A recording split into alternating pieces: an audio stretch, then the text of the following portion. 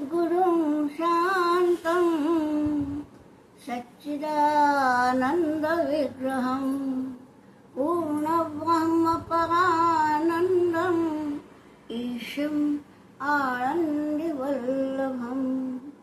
गोविन्ददेवं रतिनां वरिष्ठं लब्धप्रतिष्ठं हरिभक्तिनिष्ठं ज्ञानेन्द्रगण्यं कृतभूरिपुण्यं विद्वद्वरेण्यं सततं स्मरामि मनसा स्मरामि।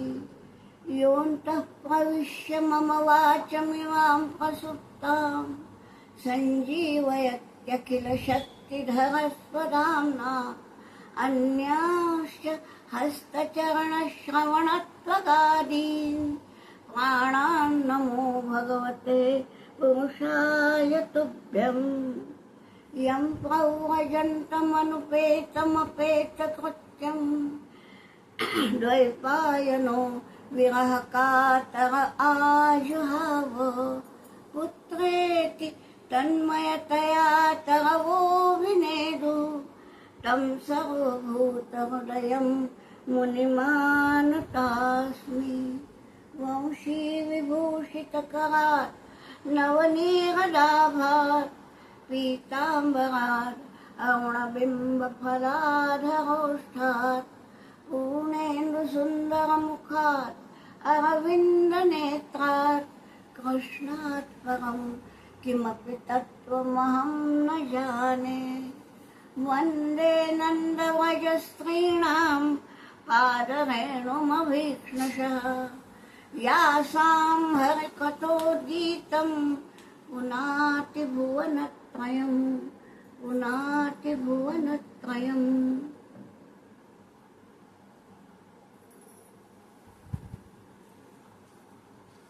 कल हमने दोनों देखा, जड़ भगत की भी कथा सुनी और अजामिल की भी कथा सुनी, और उसके बाद अब हम जा रहे हैं थोड़ा सा एक छोटी सी कथा 2 मिनट में हो जाएगी। हुआ यूं, प्रश्न ये पूछा गया यानी परीक्षित को शुक्र मुनि बता रहे हैं। परीक्षित ने ये पूछा कि भाई नरक का पूरा हमने तो लिया नहीं, लेकिन पूरे नरकों का वर्णन आया, सुन के दहल गया परीक्षित। तो वो बोल रहे हैं कि भाई ये नरकवास किसको मिलता है?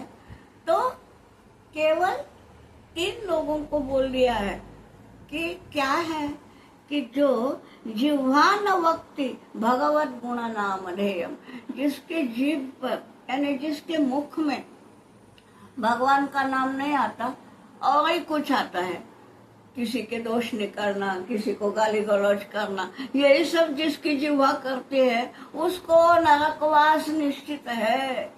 मैं नहीं बोलती, भागवत ने बताया है।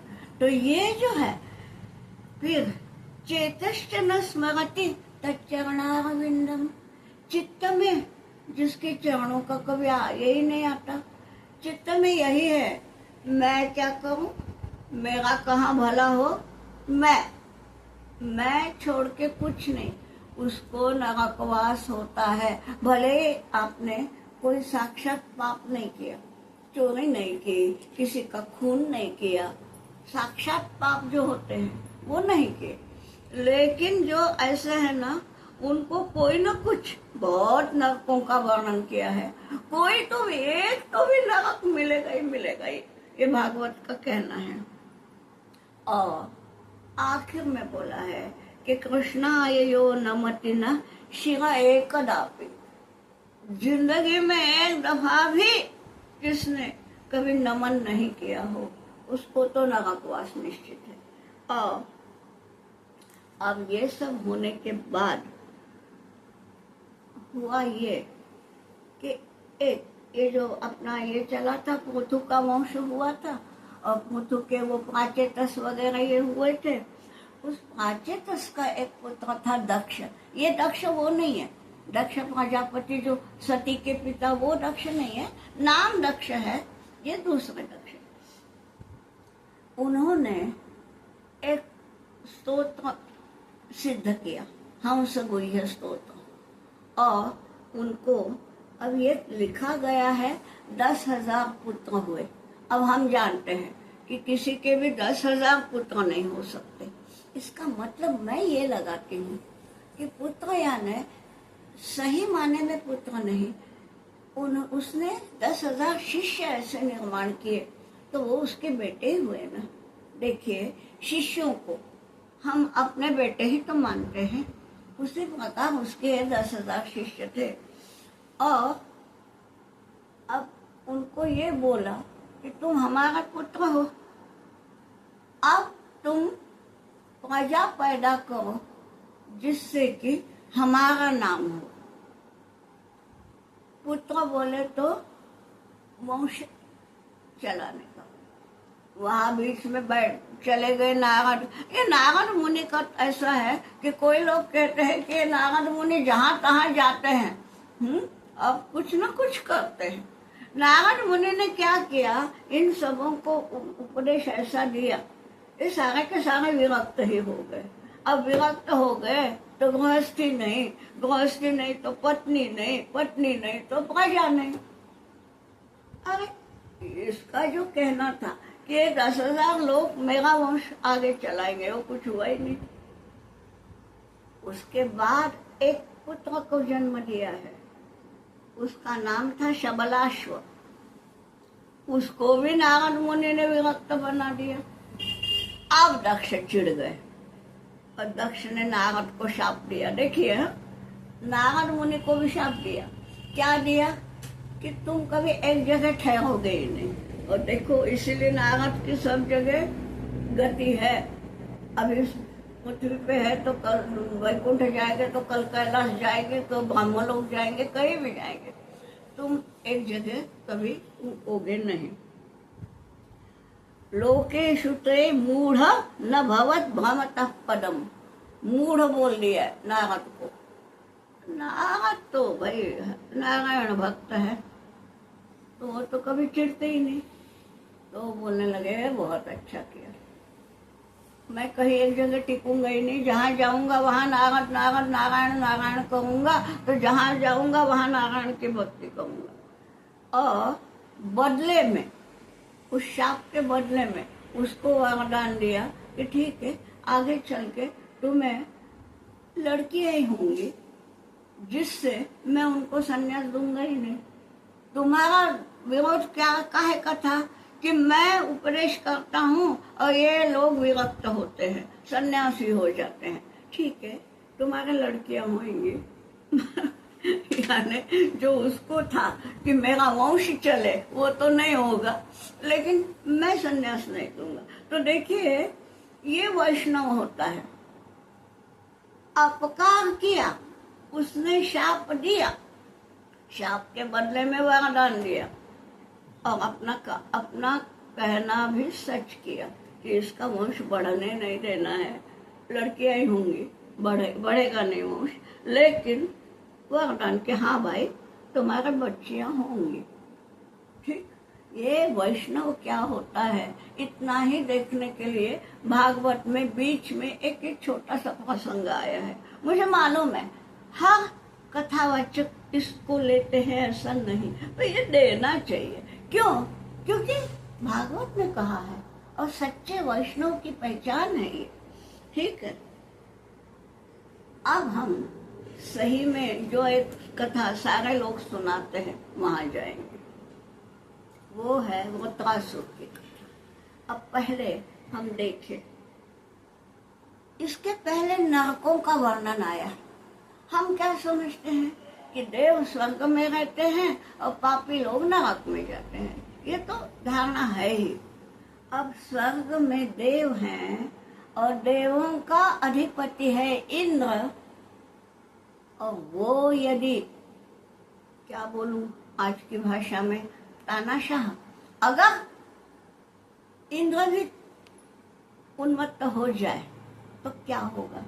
पहले हम जरा देख ले, इंद्र कोई व्यक्ति नहीं है, इंद्र है एक पद, देवों का राजा। राजा जो है, राजा पद होता है, किंग नेवर डाइज, लेकिन व्यक्ति बदल देना चाहिए। तो यहाँ थोड़ा सा हम देखेंगे कि इंद्र की प्रमाद परंपरा देखेंगे, क्या क्या गलतियां इंद्र ने की, जरा देख लेते हैं। ये कोई बोलता नहीं, लेकिन हमने अगर भागवत पढ़नी है तो मूलतया पढ़े भाई। इंद्र की प्रमाद परंपरा क्या है देखिए। एक दफा इंद्र ऐरावत पे चले थे, और आपको मालूम है कि दूर्वास मुनि सिद्ध थे। केवल उनका क्रोध मत सोचिए, उनमें शक्ति भी थी, सिद्धि भी थी। तो दूर्वास मुनि सामने आ गए, और दूर्वास मुनि ने श्रद्धा के साथ एक तुलसी की माला अर्पण की इंद्र को, भक्ति भाव से। अब जो कोई हमें प्रेम से, भक्ति से कुछ देता है तो उसका अनादर नहीं करना चाहिए, है ना। मान लीजिए मुझे किसी ने एक साड़ी दी, प्रेम से दी, अब मुझे उसका रंग नहीं पसंद है तो भी मैं पहनूंगी, उसके घर जाते समय निश्चित पहनूंगी, बाकी पहनूं या ना पहनूं, पर हाँ तुमने दी थी ना, देखो मैं आज पहन के आई। इससे होता ये है कि जो देता है ना, उसके भावनाओं का आदर होता है। इन्होंने क्या किया, दूर्वास ने तुलसी माला अर्पित की, ये उसने उठा के अपने ऐरावत के सूंड पे डाल दी। ऐरावत है ना, अब वो बौखला गया।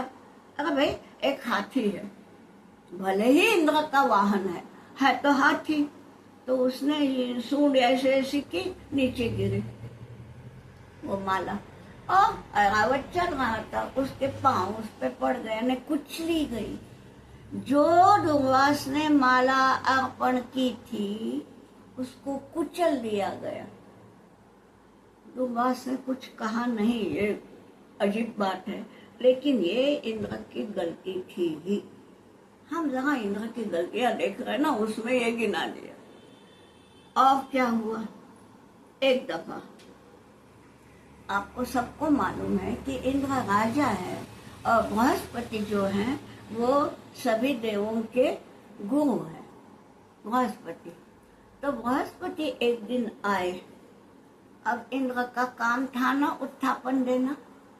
हम रामायण पढ़ते हैं, देखिए दशरथ राजा थे, वशिष्ठ मुनि थे। वशिष्ठ कुटिया में रहते थे, दशरथ राजमहल में रहता था, ठीक है। परंतु जब वशिष्ठ आते थे, दशरथ कभी बैठे नहीं रह गए, उठ गए और अपने सिंहासन उनको दिया, और खुद उनके थोड़े से निचले स्थान पे बैठे। गुरु को मान देने की हमारी संस्कृति है। अब क्या हुआ, बृहस्पति आ गए, ये उठे ही नहीं, सिंहासन पे बैठे हैं। हाँ कर दिया। अरे बृहस्पति हैं, कुछ बोले नहीं, परंतु वो बोले कि जहाँ ऐसा होता है वहां मैं रहूंगा नहीं, निकल गए। सोचो, बृहस्पति यानी गुरु है, गुरु जहाँ निकल जाते हैं, गुरु की दृष्टि ही नहीं है, कृपा ही नहीं है, वहाँ क्या होगा। मगर इंद्र को क्या लगा, मैं देवताओं का अधिपति हूँ।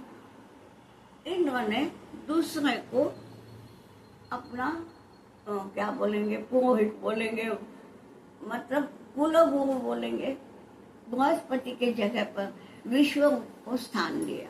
अब ये विश्वरूप कौन है, ये विश्वरूप है त्वष्टा का लड़का,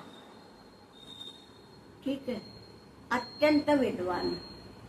इसके थे 3 मुख, तो उसके 3 मुख से क्या, एक मुख का नाम था कपिंजल। वो 3 मुख क्यों है भाई, ऐसा है, वो पंडित था, विद्वान था, पिता से सब वेद विद्या ली थी, तो एक मुख से केवल वो मंत्र बोलता था, अन्न जल ग्रहण करता था, एक मुख से। लेकिन उसकी माँ जो थी वो असुर कन्या थी, तो एक मुख से केवल सुरापान करता था। अगर कहीं सुरापान करना है तो वो उस मुख से, अपना ये मुख उसने कभी अपवित्र नहीं किया, ठीक है। और एक मुख जो था वो जब यज्ञ करवाता था, जब मुख्य, तब यज्ञ में जो सोमपान होता है, अब इस सोम पर आजकल बहुत कुछ रिसर्च हो रहा है। देखिए, मैं वहां तक नहीं जाती, यहाँ कोई हमको अपना पांडित्य नहीं दिखाना है, हमको भागवत जी की सेवा करना है। तो ये एक मुख से वो सोमपान करते थे और बड़ा अच्छा हो रहा था। नारायण कवच उसने सिद्ध कर दिया। उसके कारण जब देवासुर संग्राम में जब असुर जीते और देवों को हार माननी पड़ी, इंद्र जब निकल गए थे, तब ये नारायण कवच इसने किया है विश्वरूप में। और उस नारायण कवच के कारण इंद्र को अपनी सारी पुरानी ये मिल गई। अब प्रश्न ये है, हम देवताओं को अच्छा मानते हैं, असुरों को बुरा मानते हैं, और अक्सर पढ़ते हैं कि देवासुर संग्राम में कई बार ऐसा हुआ है कि असुर जीत गए, देव हार गए। क्यों? ऐसा क्यों होता है? यही बात है कि असुर जो थे, उनके शुक्राचार्य उनके गुरु, और वो गुरु भक्त थे। सारे असुर गुरु की आज्ञा के बिना कुछ नहीं करते थे, वो गुरुनिष्ठ थे। और यहाँ इंद्र गुरुद्रोही था, ये बात है, इसलिए इंद्र को हार करने पड़ी। ठीक है, अब आगे क्या हुआ? उसको, इंद्र को ये लगा कि ये 3 मुख से जो है, जब यज्ञ करता है तो यज्ञ में वो अर्पण करना पड़ता है ना, जो भी हम हविर द्रव्य देते हैं, वो किसी का नाम लेते हैं, इंद्राय स्वाहा, इंद्र को नहीं, यहाँ इंद्र की बात है भाई, जिसको सोमाय सोमाय स्वाहा इदम न मम, ये बोलना पड़ता है। उसको ये लगा इंद्र को कि इसकी माँ, विश्वरूप की माँ असुरों की लड़की है, ये कुछ न कुछ असुरों को भी देता है, देता भी होगा या नहीं देता होगा, भागवत में उसका उल्लेख नहीं है, लेकिन इंद्र को लगा। तो क्या करना चाहिए? इंद्र ने हट से गया और त्वष्टा का सिर काट दिया, जिसको अपना कुलगुरु बनाया है, जो हमारे यहाँ आके यज्ञ कराता है, उसका सिर काटना कितना बड़ी बात है ये। और इंद्र के पीछे लगी ब्रह्महत्या, ब्रह्महत्या का पाप लगा। ठीक है, अब इंद्र भग रहा है, ब्रह्महत्या उसके पीछे लगी, तो यहाँ वहाँ ऐसा कहा है कि वो नारायण सरोवर में छुपा बैठा, इत्यादि इत्यादि बातें हैं। एक छोटी सी बात यहाँ बाय चांस कहती हूँ, यद्यपि उसका मूल भागवत कथा से संबंध नहीं है। ये जो पाप था ना, ये 4 जनों ने बांट लिया, क्योंकि इंद्र को तो मुक्त करना है, तो ये 4 जो है वो कौन है, 4 जनों में वो बट गया है। तो 1/4 पाप लिया भूमि ने, धरती ने, इसलिए कुछ कुछ धरती ऊसर होती है, उसमें कुछ नहीं होता। वो जो धरती है वो इंद्र का पाप है।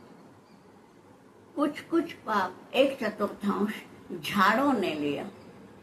तो झाड़ों में, यहाँ मुझे मालूम नहीं, आप इतने लोग सुन रहे हैं, उनमें से कोई बॉटनी वाला होगा तो उसको पता चलेगा कि झाड़ में जितना कुछ है उसमें एक लैटेक्स होता है, और झाड़ का जो लैटेक्स है, चीक जिसको बोलते हैं, वो चीक यानी इंद्र का पाप है।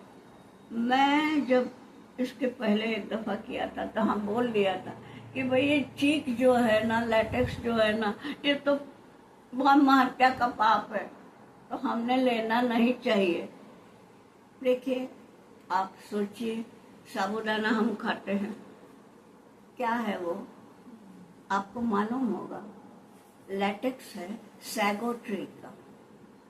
अब ये आपके ऊपर है, पर ये पाप है भागवत के अनुसार। ठीक, आगे तो 1/4 पाप जो था स्त्रियों ने लिया, तो तब से स्त्रियों को रजोदर्शन होने लगा, उसके पहले नहीं था। ये पाप है और इसलिए उतने 4 दिनों में भगवान की पूजा नहीं करते, उसके पीछे ये है। और पानी ने लिया 1/4, तो पानी में जो फेन उठती है वो पाप है। जो कुछ भी हो, प्रमाद है ये, इंद्र भी प्रमाद करेगा तो उसको भी भुगतना पड़ता है, और इंद्र अपना मुंह छुपा के रहता है। और उतने काल में देवताओं का अधिपति कौन? देखिए, इंद्र नहीं है, वो छुप रहा है, क्योंकि उसके पीछे ब्रह्महत्या लगे। ये जब 4 जनों ने बांट लिया तब कुछ इंद्र आ गया, मगर उतने कालखंड में कौन? तो वो नहुष जो था, तो नहुष उतने दिनों में इंद्र बना। परंतु क्या हुआ, अब उसको भी ये होता है क्या, मैं सत्ता का एक मद होता है, मैं इतने देवताओं का राजा बन गया। तो एक दिन पालकी में कहीं जा रहे थे, अगस्त्य मुनि को बोला कहार बनो। देखिए, एक मुनि को कहार बनाया, और अगस्त्य की लंबाई कम थी, लड़खड़ाने लगे। और एक मुनि को कहाँ ये पालकी उठाने का ये अभ्यास भी तो नहीं होता, तो लड़खड़ाने लगे, तो उसका अपमान किया, एक मुनि का अपमान किया। उसके कारण नहुष का भी पतन हो गया। यानी होता ये है, नहुष को यह अवसर मिला था इंद्र बनने का। हमें कई दफा अवसर मिलते हैं, हाथ में आया हुआ अवसर कभी भी अविवेक से खोना नहीं चाहिए। ये हम लोग तो साधारण है, कोई सिंहासन पे बैठे, आजकल सिंहासन नहीं होते, मंत्री पद होते हैं। ये हर एक ने सोचना चाहिए कि जो अवसर मिला है उस अवसर का सोना कर भाई। ये भागवत का संदेश है। ये छोड़िए, कहानी क्या है हमारी, कि वो विश्वरूप का तो गर्दन तो उड़ा दी, ब्रह्महत्या तो लग गई। ये विश्वरूप जिसका बेटा है त्वष्टा का, त्वष्टा ने अभी, अरे लड़का मेरा इतना बड़ा विद्वान और उसका खून होता है, तो और इंद्र के ऊपर शस्त्र स्वयं त्वष्टा तो नहीं उठा सकता था, तो त्वष्टा ने एक यज्ञ किया। क्यों? कि इंद्र का घाती, इंद्र को मारने वाला पुत्र मेरे पैदा हो, इसलिए यज्ञ किया। अब वो जो पुत्र है वही है रुद्र। यहाँ थोड़ा सा हम लोग जब व्याकरण पढ़ाते हैं तब बोलते हैं कि हाँ भाई, उच्चारण शुद्ध होना चाहिए। यहाँ क्या हुआ कि ये यज्ञ तो किया, उसमें इंद्र शत्रु वर्धस्व बोला। इंद्र के, हे इंद्र के शत्रु बढ़ो, बहुत बढ़ो। संस्कृत व्याकरण का एक नियम है, इंद्र शत्रु शब्द है ना, तो उसका विभाजन, उसका विच्छेद 2 तरह से होता है। इंद्र को शत्रु माने इंद्र को मारने वाला, और इंद्र है शत्रु जिसका, यानी इंद्र जिसको मारे। वो कुछ दिन पहले एक निकला था नागपुर वैभव, निकला, बंद भी हुआ। तो मैंने ऐसे ही बोला था मजाक में कि भाई नागपुर वैभव का अर्थ क्या? नागपुर का वैभव बताने वाली ही पत्रिका है, या केवल नागपुर में होती है? नागपुर ही जिसका वैभव है, यानी इसका बाहर कहीं पे इसका यही नहीं होता, प्रचार ही नहीं है, केवल नागपुर में है। तो नागपुर का वैभव या नागपुर ही जिसका वैभव है, ऐसा यहाँ हुआ इंद्रशत्रु।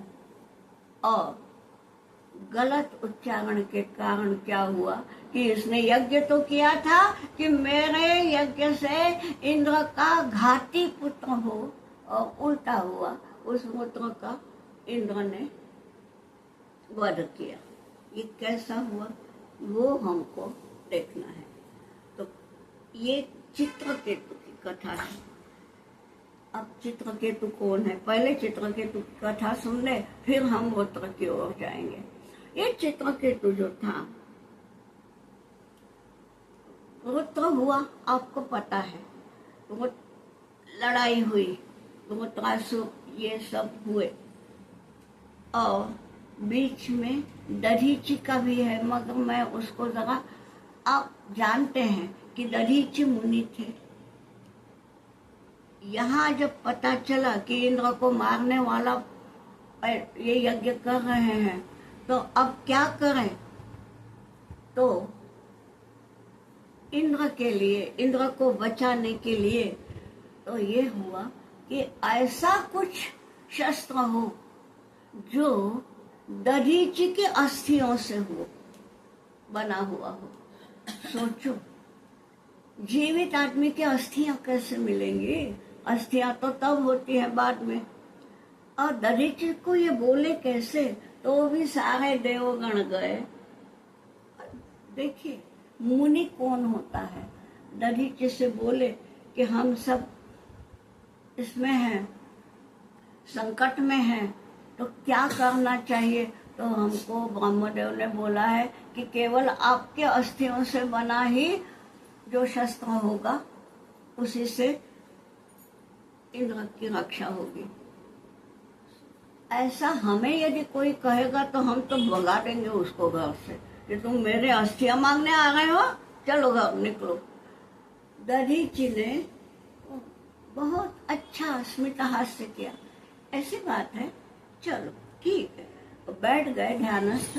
बोले देखो मैं ध्यानस्थ बैठता हूँ, मैं स्वयं योगाग्नि पैदा करता हूँ, वो अग्नि के कारण मेरा शरीर भस्मसात हो जाएगा, मेरा जो हड्डियों का ढांचा है वो वैसा ही रहेगा, वो तुम ले जाओ। सोचो कितनी बड़ी बात है। और ऐसा दधीची ने किया। हम भगवान को तो प्रणाम करते ही हैं, अब यहाँ दधीची को भी हम एक प्रणाम करें कि ऐसा होता है। इंद्र के लिए किया यानी क्या? हमारे राष्ट्र के लिए, हमारे देश के लिए हम कुछ करें, ये हमको संदेश देती है भागवत कथा। तो ये दधीची से हमको मिला है। अब दधीची से जो ये अस्थियां मिली, उस अस्थियों से जो शस्त्र बना उसका नाम है वज्र। और इंद्र के हाथ में जो वज्र है वो ये है। और अब इंद्र के हाथ में वज्र है, और यहाँ पे त्वष्टा ने जो यज्ञ किया इंद्रघाती पुत्र, तो यहाँ पे है पुत्र, और उसको बोला था वर्धस्व। तो वर्धस्व यानी बढ़ते जाओ बढ़ते जाओ, तो बढ़ता ही गया, और सारा का सारा इंद्रलोक उसने व्याप्त कर दिया। अब सारे देवगण भग गए यहाँ वहाँ, और अब इंद्र वज्र लेके आ रहा है। और हुआ यूं, ये जो वृत्रासुर है, ये वृत्रासुर जब उसने इंद्र के हाथ में वो वज्र देखा तो उसको ये पता चला कि अरे ये दधीची के अस्थियों का है, और दधीची की ही अस्थियां क्यों, बाकी किसी की क्यों नहीं? क्योंकि दधीची विष्णु भक्त थे, और उनके हर इससे नारायण नारायण नारायण यही ध्वनि आती थी। हड्डियों से भी, और उन हड्डियों का ये वज्र बना है, ये वृत्रासुर ने पहचान लिया। और मजे की बात, वृत्रासुर में इतनी ताकत है कि सारे देव देवताओं को उसने तहस नहस कर डाला। सारे यहाँ वहाँ भाग रहे हैं, लेकिन जो ही वो देखा वज्र, तो वृत्रासुर ने प्रार्थना की है। देखिए, शत्रु है, शत्रु के ऊपर ये आक्रमण कर रहा है, मैं जीत रहा हूँ, शत्रु हार रहा है। ऐसे समय उसकी प्रार्थना करना, ये जरा हम पूरी प्रार्थना तो नहीं सुना पाएंगे, लेकिन उसने समझ लिया। एक श्लोक हम पढ़ते हैं। वृत्रासुर कहते हैं, अहम हरे तव पादैक मूल दासानुदासो भवितास्मि भूयः। हे हरि,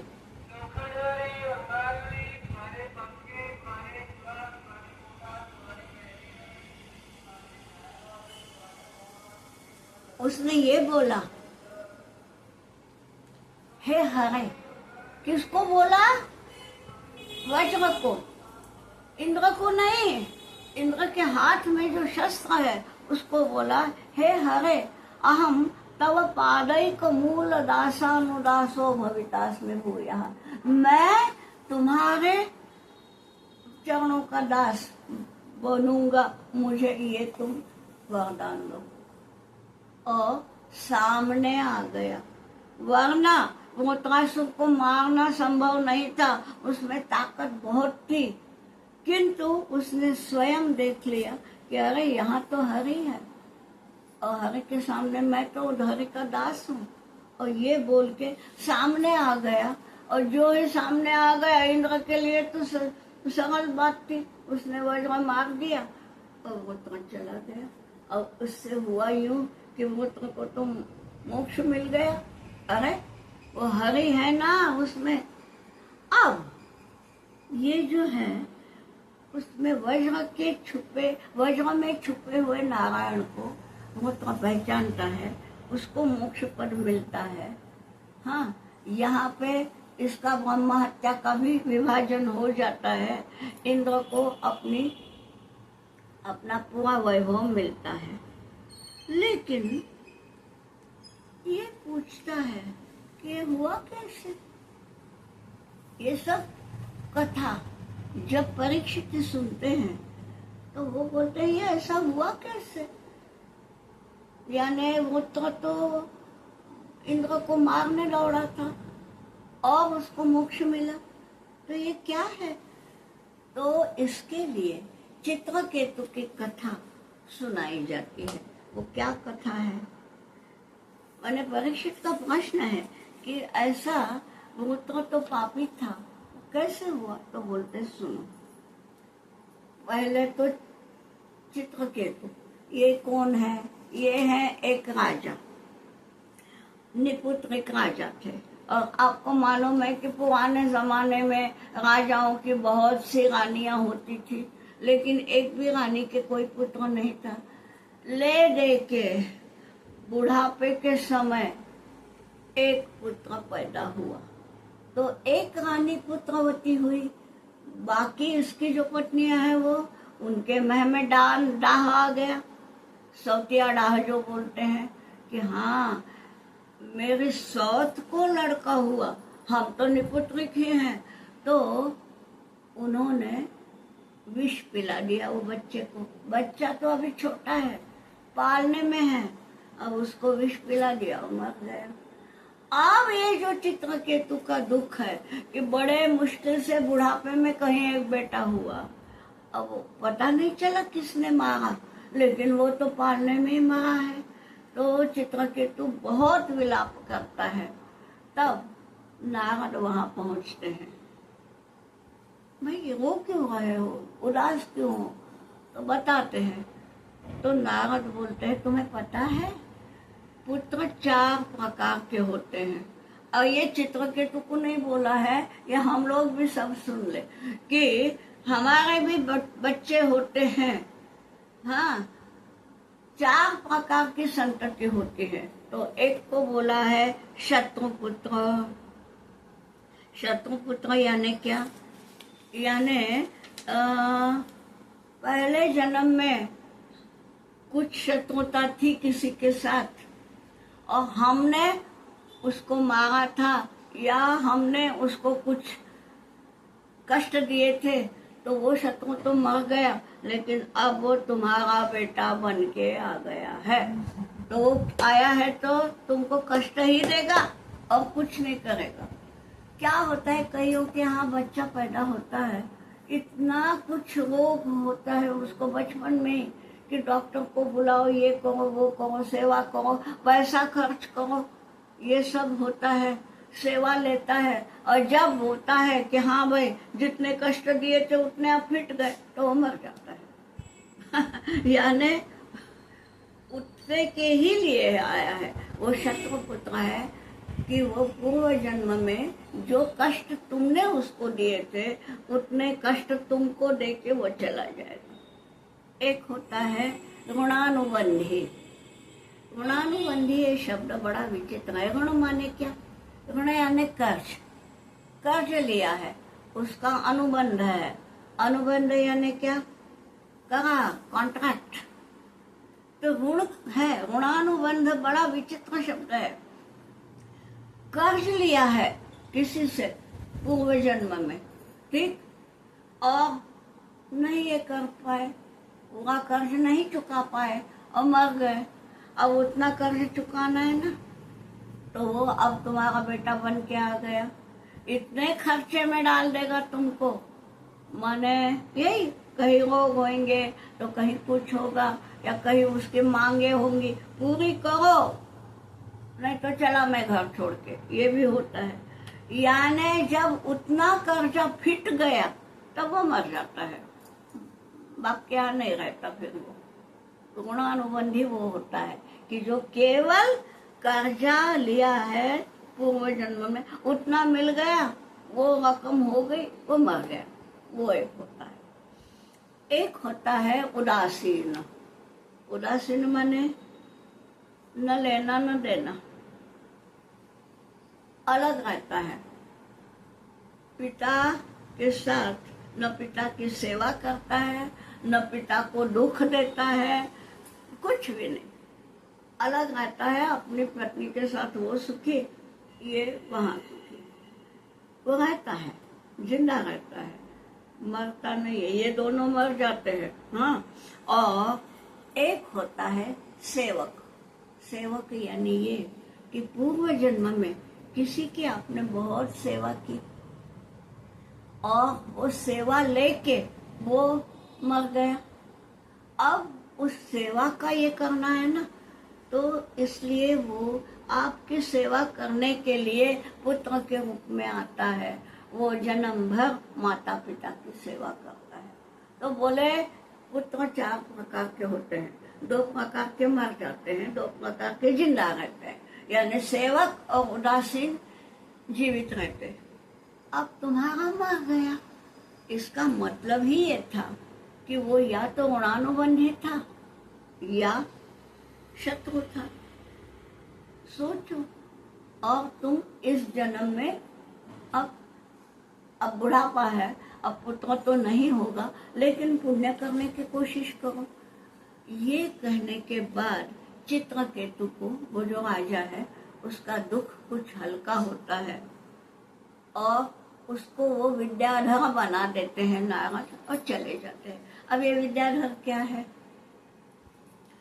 आप में से जो कोई संध्या करते होंगे उनको ये मालूम होगा कि पहले 3 व्याहतियां होती है, भूः भुवः स्वः, ये होती है। ये क्या है? ये भू माने ये भूमंडल, भुवः माने ऊपर का अंतरिक्ष, और स्वः माने ऊपर स्वर्ग। स्वर्ग में भगवान है, भू पर हम लोग हैं।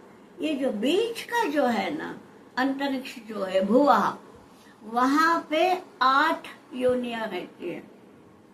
इनमें भगवान की ताकत तो नहीं है, लेकिन मानव से अधिक ताकत है। जैसा वो अदृश्य हो सकते हैं, हम लोग नहीं हो सकते। वो कहीं भी जा सकते हैं, एक क्षण में अभी यहाँ है, दूसरे क्षण में इंग्लैंड में है, तीसरे क्षण में और कहीं है। ये हम नहीं कर सकते। तो ये जो 8 योनियां हैं उनमें से एक योनि है विद्याधर। भगवान नहीं है, उनमें दैवी शक्ति नहीं है, लेकिन ये शक्तियां हैं। ठीक, इसको विद्याधर बना दिया, चले गए। अब देखिए, अरे भाई, नारद ने मेरा दुख हल्का किया, मुझे विद्याधर बना दिया, ये सोचना चाहिए ना। अब विद्याधर को क्या है, वो कहीं भी जा सकते हैं। तो एक दिन इनको दिखा कि शंकर पार्वती जा रहे हैं, दोनों बैठे हैं नंदी पर। शंकर जी ने अपनी गोद में पार्वती को लिया है, नंदी पे बैठे हैं, एक पांव यहाँ है नंदी के, दूसरे पांव में ये किया है और गोद में पार्वती जी बैठी है। अब विद्याधर ने ये सुनने के बाद नमस्कार करना चाहिए ना। शिव पार्वती दिखे हैं, वो नहीं किया। तो वो क्या बोला कि अरे भाई, अब वो श्लोक है पूरा कि साधारण आदमी भी पत्नी को इतना पास में लेता है तो एकांत में लेता है, लोगों के सामने नहीं लेता। और आप सबको दिखाते हुए पत्नी को इतना पास में ले रहे हैं। देखो, यानी उसने जो किया वो क्या देख के किया और क्या मन में आया। शिव पार्वती के मन में वो बात है क्या जो साधारण पति पत्नी के रूप में होती है। पति पत्नी इकट्ठे आते हैं, उनमें दूसरी भावना होती है। शिव पार्वती इकट्ठे आते हैं, उनमें दूसरी भावना होती है। ये समझना चाहिए ना। और नहीं समझा, एकदम बोल दिया कि हाँ, हम लोग तो एकांत में करते हैं, आप तो ऐसे घूम रहे हैं गोद में लेके। फिर भी शंकर जी शांत है, लेकिन पार्वती ने शाप दिया कि तुम मातृरूप को भी नहीं पहचाने और तुम शिव तत्व को भी नहीं पहचाने, और इसलिए तुम असुर होंगे, असुर के जन्म में जाओगे। वो असुर माने ये मृत्रासुर था। ये मृत्र जो था ना, त्वष्टा के यज्ञ के कारण जो हुआ, तो वो मृत्रासुर था। और ये चित्रकेतु था।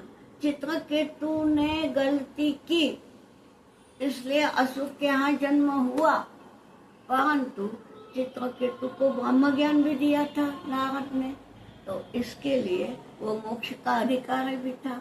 तो परीक्षित का प्रश्न ये है कि अरे भाई, ये हुआ कैसे, मृतों को मोक्ष मिला तो मिला कैसे। यानी एक असुर को मोक्ष मिलता है, ये कुछ बात परीक्षित के पच नहीं पाई इसलिए ये प्रश्न हुआ।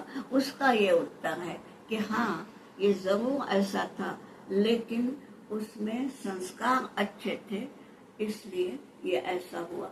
और संस्कार केवल हरि के नाम से आते हैं। थोड़ी देर हम हरि का नाम स्मरण करें। श्री कृष्ण गोविंद हरे मुरारे, हे नाथ नारायण वासुदेव। श्री कृष्ण गोविंद हरे मुरारे, हे नाथ नारायण वासुदेव। हे नाथ नारायण वासुदेव, हे नाथ नारायण वासुदेव। हे नाथ नारायण वासुदेव, हे नाथ नारायण वासुदेव। इस प्रकार ये सब हो गया। और अब परीक्षित को एक और प्रश्न है। वो ये बोलता है कि भगवान को ये बोला जाता है कि भगवान के मन में भेदभाव नहीं, सम है, सम सर्वेषु भूतेषु।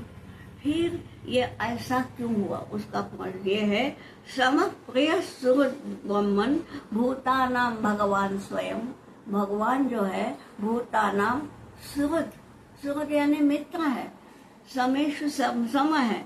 फिर इंद्रस्यार्थे कथम दैत्यान अवधि, फिर इंद्र के लिए दैत्यों का वध उसने क्यों किया? ये प्रश्न है परीक्षित का शुक को, और इसके उत्तर में ये सब कहानी सुनाई गई है। इसमें ये वृत्रासुर का वध हुआ है। अब इसके बाद हम सीधे 7वें स्कंध की ओर जाएंगे। ऐसे छोटी मोटी कथाएं हैं 6वें स्कंध में, छोड़ दीजिए। 7वें स्कंध में जाएंगे और उसमें आपकी प्रिय प्रहलाद की कथा सुनने को मिलेगी। ने ये प्रश्न पूछा, तब उसके उत्तर में वृत्रासुर की एक कथा तो बता ही दी, लेकिन उसके साथ साथ एक और भी बात बताई। देखिए, आप सबको प्रहलाद का चरित्र तो मालूम है, और प्रहलाद हिरण्यकशिपु का पुत्र है ये भी मालूम है। ये हिरण्यकशिपु कौन था? देखिए, मूल स्थान जिसको आज हम मुल्तान कहते हैं, वायव्य सरहद प्रांत में मूल स्थान, तो मूल स्थान पर राज्य करने वाला पहला विदेशी कोई था तो वो हिरण्यकशिपु था। और इसके पहले हमको जय विजय की कथा तो मालूम ही है। और ये हुआ था कि हिरण्याक्ष और हिरण्यकशिपु ये दोनों दिति के पुत्र थे। उनमें हिरण्याक्ष का वध तो हमने देख लिया, वराह अवतार हमने देख लिया। अब ये हिरण्यकशिपु जो है वो अपने, उसके मन में ये है ना बौखलाहट कि मेरे भाई का, मेरे प्रिय भाई का वध विष्णु के अवतार ने किया है, तो ये विष्णु जो है वो मेरा शत्रु है, और इसलिए यहाँ पर मेरे राज्य में कोई विष्णु का नाम नहीं लेगा, कोई उसकी भक्ति नहीं करेगा, ये सब कुछ है। और हिरण्यकशिपु ने उसके लिए ये सोचा कि मैं उग्र तपश्चर्या करूंगा और इन सब देवताओं को समाप्त करूंगा। हिरण्यकशिपु तो गए वहां पे तपश्चर्या करने, ठीक है। यहाँ पत्नी जो है वो गर्भवती है और वो तपस्या के लिए गए, इसीलिए गए हैं कि मैं इसका देवताओं का, खास करके विष्णु का मैं नाश करूंगा, इसके लिए ताकत चाहिए। यहाँ हमारे गुरुजी कहते हैं हिरण्यकशिपु जरूर तपस्वी था, स्वयं रावण भी तपस्वी था, पर हम में से कोई ये नहीं चाहते कि हमारे घर में कोई रावण या हिरण्यकशिपु पैदा हो, हमारे बेटे अच्छे हो, ये हम सोचते। तपस्या ये जो है, तपस्या का संबंध प्राण शक्ति से है, मन बुद्धि से नहीं। जो तपस्वी है, रावण भी तपस्वी था, हिरण्यकशिपु भी तपस्वी है, परंतु ये जितने भी तपस्वी है ये भक्त नहीं होते। भक्त अलग है, तपस्वी अलग है। तो ये तो तपस्या करने गया, यहाँ घर में गर्भवती पत्नी है, और ये क्यों तपस्या करने गया है इंद्र को पता है। और अब अपने पहले ही देख लिया इंद्र कैसा है, प्रमाद की परंपराएं उसकी है, तो उसने सोचा कि इस अपहरण करने वो गया। हिरण्यकशिपु की पत्नी कयाधु का अपहरण किया और आ रहा है, बीच में आ गए नारद, ये तुम क्या कर रहे हो? तुम देवताओं के अधिपति हो, स्त्री का अपहरण, गर्भवती का अपहरण, ये क्या कर रहे? नहीं नहीं बोले, मैं दुर्भावना से अपहरण नहीं कर रहा हूँ, मगर मैं इसको अपने यहाँ रखूंगा, जिससे कि अगर हम पे हमला करे हिरण्यकशिपु तो हम ये बोलेंगे कि देखो तुम हमने कुछ किया तो तुम्हारी गर्भवती पत्नी का नाश करूंगा, जिससे कि वो ये करेगा। इसलिए मैं इसको अपने यहाँ बंदी बनाने ले आ रहा हूँ। मैं दुर्भावना से किसी वासना के वश पे नहीं हूँ। तो ये बोलेंगे यही बात है ना, चलो ठीक है, तो इसको मैं रखता हूँ। अब नारद की बात, उसका विरोध करना इंद्र को भी शक्य नहीं, तो ले गए। और अब कयाधु गर्भवती है और वो वहाँ है नारद के यहाँ। नारद के आश्रम में क्या सुनने को मिलेगा? वही ना, नारायण नारायण नारायण। कहीं यज्ञ हो रहे हैं, कहीं वेद मंत्र हो रहे हैं, कहीं नारायण का नाम धुन, कहीं भजन, यही तो सुना। और ये गर्भ संस्कार बड़े महत्वपूर्ण होते हैं। ये सारे संस्कार कयाधु के गर्भ पे हुए और बाद में जो हुआ बच्चा वो है प्रहलाद। अब इसको तो विष्णु के सिवाय कुछ सूझ ही नहीं रहा। और बाद में ठीक है, जैसे ये तपस्या पूर्ण करके आया, पता चला कि मेरी पत्नी नारद के यहाँ है। और नारद ने बोला हाँ हाँ तुम्हारी पत्नी बिल्कुल सुरक्षित है, ले जाओ ले जाओ, कुछ भी नहीं। आए नारद ने यही किया कि इसके घर में नारायण का भक्त पैदा हो, इसके लिए ये सब किया है।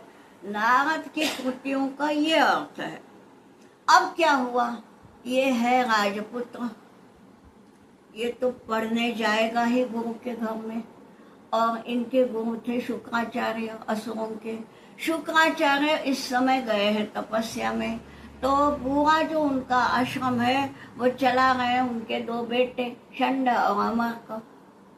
उनके हवाले कर दिया लड़के को कि भाई इसको पढ़ाओ। क्या पढ़ाओ?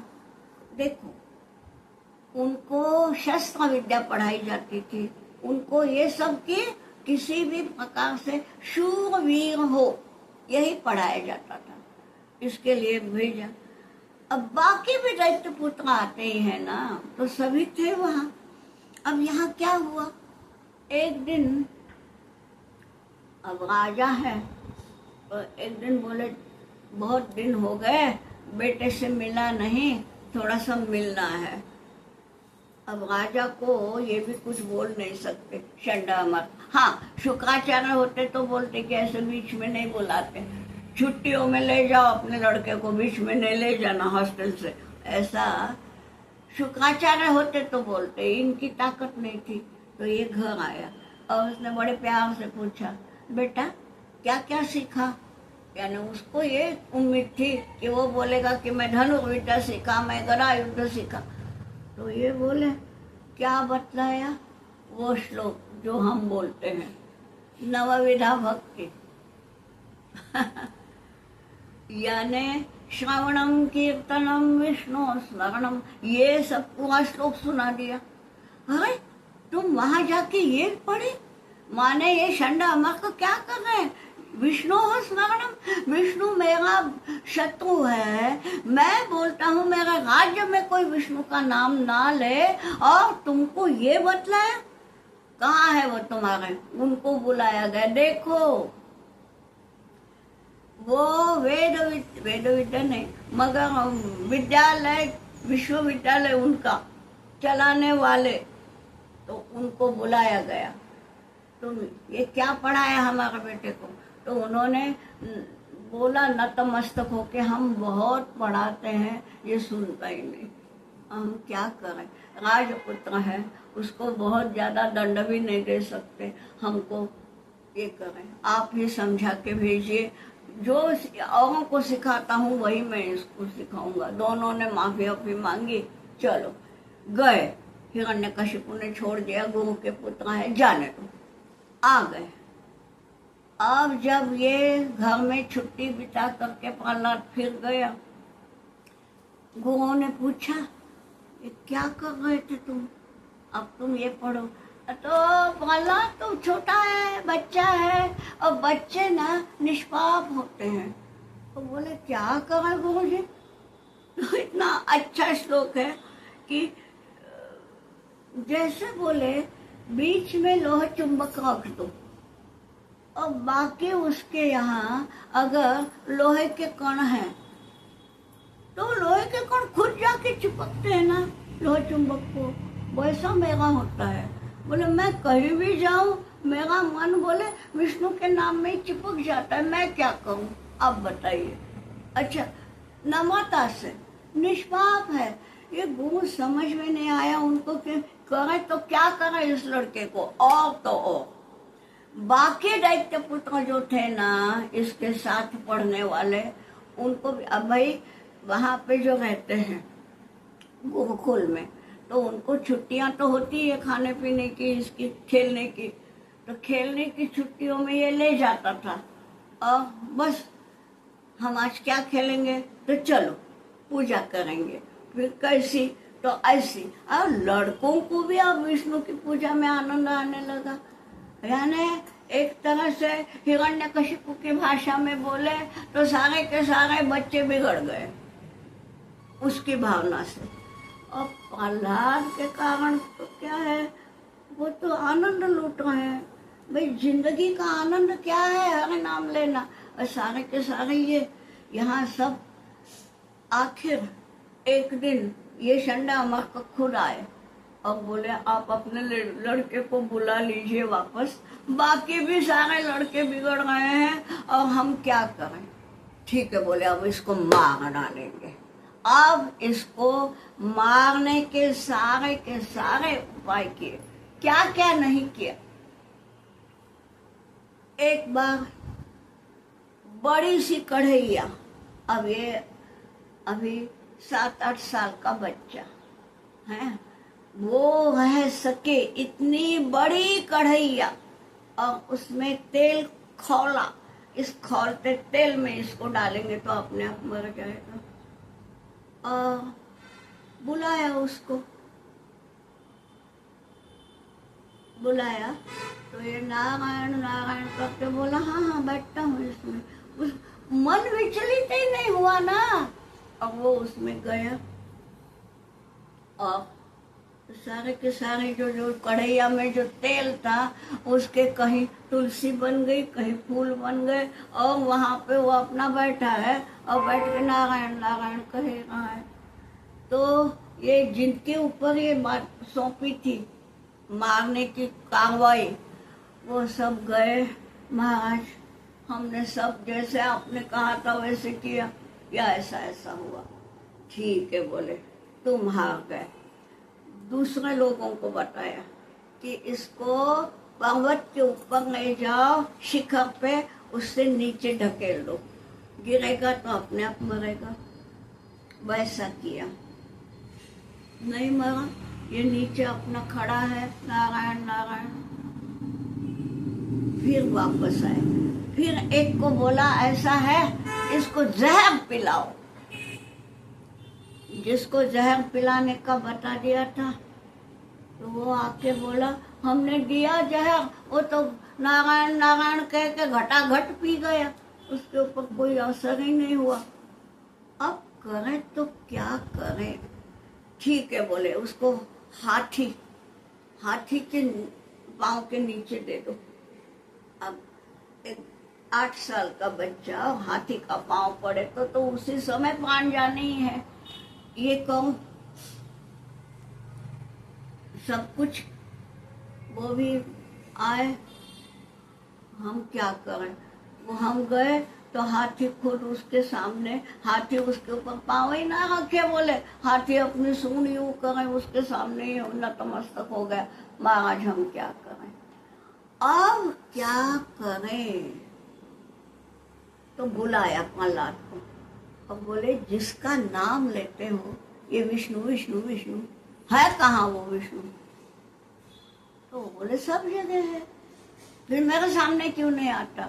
तो बोले आप बुलाते नहीं इसलिए नहीं आता, मैं बुलाता हूँ तो आता है। तो बोले ठीक ऐसा है, बताओ इस खंबे में है। हाँ है। ठीक है। हाँ बीच में ये बताना मैं थोड़ा सा भूल गई, बीच में ये जो तपस्या करने जो गया था ना, तो उसमें ब्रह्मदेव की तपस्या की थी ये हिरण्यकशिपु ने। और हिरण्यकशिपु ने कौन सा वरदान मांगा था कि न दिन में मृत्यु हो न रात में हो, न घर में हो न बाहर हो, शस्त्र से ना हो। और ब्रह्मदेव ने जितनी जीव सृष्टि पैदा की है उसके किसी के भी हाथ से ना हो और देवों से भी ना हो। अब देखो, देवों से नहीं, ब्रह्मदेव की सृष्टि में जितने प्राणी हैं उनसे नहीं, किसी शस्त्र से नहीं, दिन में नहीं, रात में नहीं, घर में नहीं, घर के बाहर नहीं। पहले तो ये हुआ कि जब ब्रह्मदेव इसकी तपस्या से प्रसन्न होकर वर मांगो बोले, तो इसने तो पहले बोला मुझे अमर होने का वर दो। ब्रह्मदेव बोले मैं अमर होने का वर नहीं दे सकता, तो इसने ऐसा मांगा। ब्रह्मदेव बोले ठीक है, दिया। अब हिरण्यकशिपु को ये लग रहा है कि मैंने ब्रह्मदेव को बातों ही बातों में उलझा दिया, अमर ही तो हो गया। हाँ, अमर शब्द नहीं, पर कहीं मौत नहीं, मतलब मैं अमर हो गया। ये अभिमान इसके मन में है, ठीक है। अब जब हुआ, प्रहलाद ने बोला विष्णु कहाँ है, इस खंबे में भी है, ऐसा जाके उस खंबे को लात मारी। तो आपको मालूम है क्या हुआ, खंबे में से आए नरसिंह भगवान। अब ये कैसे है देखो, नरसिंह जो है, नर माने आदमी का देह है, मुख है वो सिंह का है, माने बब्बर शेर का है, सिंह का मुख है। ऐसा प्राणी ब्रह्मदेव की सृष्टि में है ही नहीं ना, ब्रह्मदेव की सृष्टि में ऐसा प्राणी ही नहीं है। और कैसे मारा है, नाखून से, शस्त्रों से नहीं। सिंह के नाखून है। अरे भाई, सिंह तो दूर है, हम ये देखते हैं घर में बिल्ली होती है, बिल्ली के भी नाखून में इतनी ताकत है कि हम लोगों को यूं कर सके। बिल्ली को कभी चिढ़ाओ मत, चिढ़ गई ना और आपको अगर हाथ पकड़ लिया तो हाथ को यूं करनेगी वो। तो ये सिंह है, शस्त्रों से नहीं मारा है यहाँ, और घर में नहीं, घर के बाहर नहीं, तो कहाँ मारा है, दहली पे। दहली कैसी होती है, न अंदर न बाहर। इसीलिए पुराने जमाने में हर घर में दहली, थ्रेशोल्ड हुआ करती थी, क्योंकि वहां पर नरसिंह का निवास है। ये आज भी सोचते हैं, उस पर पाँव नहीं देते जो पुराने लोग हैं। आजकल तो हमारे यहाँ थ्रेशोल्ड होते ही नहीं, सब ये है, वो छोड़िए, नरसिंह तो है ही नहीं। बताने के बाद ये हुआ यूं, ये सब घटना हुई है। तब समय कौन सा है, शाम का समय है। शाम यानी दिन भी नहीं रात भी नहीं, संधि काल। दिन का और रात का जो संधि काल है वो है शाम। तो शाम के समय वो जो उसने जो ही लात मारे, नरसिंह जी आ गए। पहले तो रूप देख के ही घबरा गए हिरण्यकशिपु, ऐसा देखा ही नहीं था। हिरण्यकशिपु डरपोक नहीं है, कई शेरों की उसने शिकार की है, डरपोक नहीं है। कई मानवों को, कहीं देवों को उनके ऊपर शस्त्र चलाए हैं, लेकिन ऐसा प्राणी ही नहीं देखा, तो घबरा गए। और फिर सिंह है, बब्बर शेर है, दहाड़ा वो एकदम। ये पहले तो उस दहाड़ से ही सारे के सारे भयभीत हो गए और एकदम पकड़ लिया और खींचते हुए थ्रेशोल्ड तक ले गए। ये घर भी नहीं है, बाहर भी नहीं है, और अब उसके मन में सारा आ रहा है कि मैंने ब्रह्मदेव से क्या मांगा था कि मैं घर में ना मरूं, बाहर ना मरूं, मगर ये तो मुझे, और ये राजवाड़े का, राजमहल का थ्रेशोल्ड है। आपने देखा होगा पुराने जो बाड़े होते थे ना, उनके जो ये दहली इतनी इतनी चौड़ी होती थी, देखा है कभी? मैंने देखे हैं ऐसे बाड़े। और ये तो राजमहल है भाई, तो इसका तो और चौड़ा होगा। उसमें विराजमान हो गए वो नरसिम्हा जी और इसको लिया हमारे गोद, खुद के गोद में। क्यों? क्योंकि ये बोला था ना कि मैं धरती पे ना मरूं, मैं आकाश में ना मरूं। ये भी बोला था, पृथ्वी पर मैं नहीं मरूंगा, यानी मैं आकाश में भी नहीं। तो गोद में लिया है, यानी न घर न बाहर वहां पे, न धरती पे न आकाश में, गोद पे, न दिन में न रात में, शाम में, शस्त्र से नहीं नाखून से, और ब्रह्मदेव की दुनिया के एक भी प्राणी से मैं नहीं मरूंगा। ये बोलते हुए सब पूरा विस्टा इसके दिमाग में घूम रहा है। मैंने क्या क्या मांगा वो तो सब हुआ है, फिर भी मैं अमर नहीं हूँ। मतलब मैंने ब्रह्मदेव को नहीं ये किया, बातों में नहीं फंसाया, ये देवों ने मुझे फंसा दिया है। ये अंतिम उसके मन में आया है और आते फाड़ी हैं नाखून से, और जो ही सब आते फाड़ी गई वो नरसिम्हा भगवान वो उनका तो अभी भी क्रोध शांत ही नहीं हो रहा है। क्यों? कि क्रोध के वश में आए बगैर या ऐसा कृत्य होता ही नहीं ना किसी के आंखें आटे फाड़ने का। तो ये तो क्रोध है। अब ये क्रोध जो है वो अभी भी उनमें है। अब तो अगर मर गया है वो, अब शांत होना चाहिए, शांत नहीं हो रहा है। वहाँ लक्ष्मी भी बोल रही, ये नरसिंह माने कौन? विष्णु के ही अवतार है ना। लक्ष्मी माता बोल रही है, अगर मैं अपने पति को शांत कैसे करूं? नहीं हो है। लक्ष्मी कुछ बोलती है तो भी ये सिंहसरी के दहाड़ते उसके ऊपर। अब क्या करे? तो उस समय प्रहलाद ने ही, उसके मन में डर है ही नहीं ना, क्योंकि उसको एक नारायण मालूम है, जो भी होता है नारायण ने किया बस।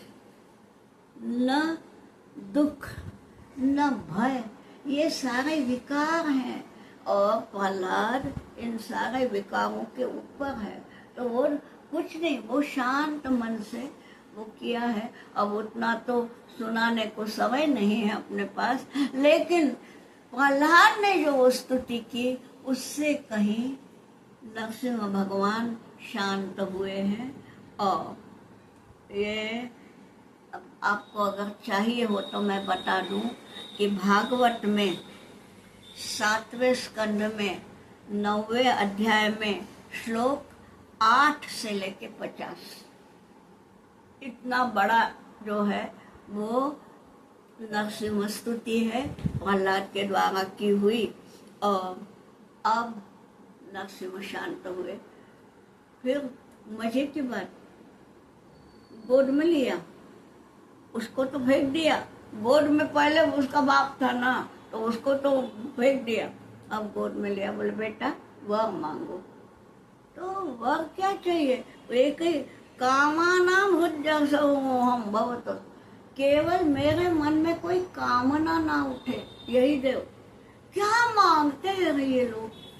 भगवान बोलता है वर दो। विवेकानंद जी ने भी वही मांगा था, भक्ति दो, ज्ञान दो, वैराग्य दो। ये भी बोल रहा है बस इतना कहो कि मेरे मन में कोई कामना ना उठे। देखा है कि मेरे पिता ऐसे क्यों हुए, कामनाओं के वश में आकर, ऐसी दुर्गति ना हो। तो उन्होंने बोला हाँ, तुम जो कहते हो वैसे ही होगा, लेकिन तुम्हारे पिता ने जो पाप किए हैं वो धुलने के लिए तुम्हें इसी राजगद्दी पर बैठकर अच्छा शासन करना पड़ेगा। और वो शासन उसने बहुत काल तक किया है, और उसका अर्थ स्वामी वरदानंद जी ने जो किया है वो अब हम कल देखेंगे। प्रहलाद की कथा यहाँ कहे तो खत्म हो गई, लेकिन नहीं, प्रहलाद का जो प्रभाव है वो अभी खत्म ना होने दो। वो प्रभाव हमारा कल तक रहे, और कल हम शुरुआत प्रहलाद से ही करेंगे। आज यहाँ विराम देती हूँ।